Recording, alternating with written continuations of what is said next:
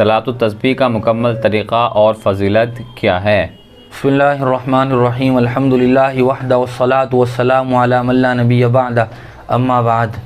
सलातुत तस्बीह की अहादीस में बड़ी फ़जीलत वारिद हुई है, लिहाजा सलातुत तस्बीह पढ़ने का ज़िंदगी में कम से कम एक बार तो एहतमाम करना चाहिए। सलातुत तस्बीह के दो तरीक़े मशहूर हैं।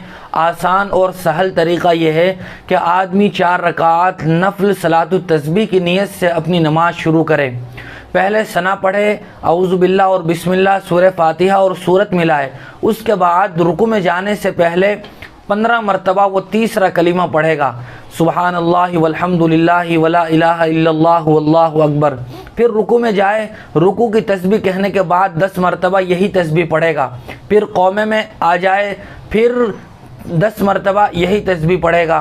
फिर सजदे में जाए, सजदे में सजदे की तस्बीह के बाद वही तीसरे कलीमे की तस्बीह 10 बार पढ़नी है।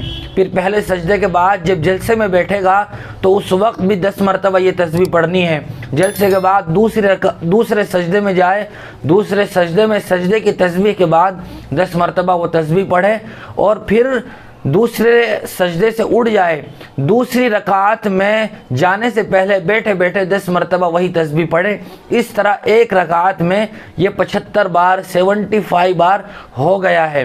पूरी नमाज में 300 बार पढ़ना है। दूसरी रकात में जब आदमी कादे के लिए बैठेगा तो कादे में पहले अत्तहियात पढ़ेगा, उसके बाद फिर ये 10 मरतबा तस्बीह पढ़ेगा और फिर तीसरी रकात के लिए खड़ा होगा। इस तरह मुकम्मल 300 मरतबा हो जाए। लेकिन कभी अगर छूट जाए, एक रुकन की तस्बीह छूट गई, मिसाल के तौर पर रुकू की तस्बीह छूट गई, तो उसे वो कौमे में भी पढ़ सकता है। कौमे में 10 के बजाय 20 पढ़ ले, 10 कौमे की और 10 जो छूटी हुई थी रुकू की वो पढ़ ले।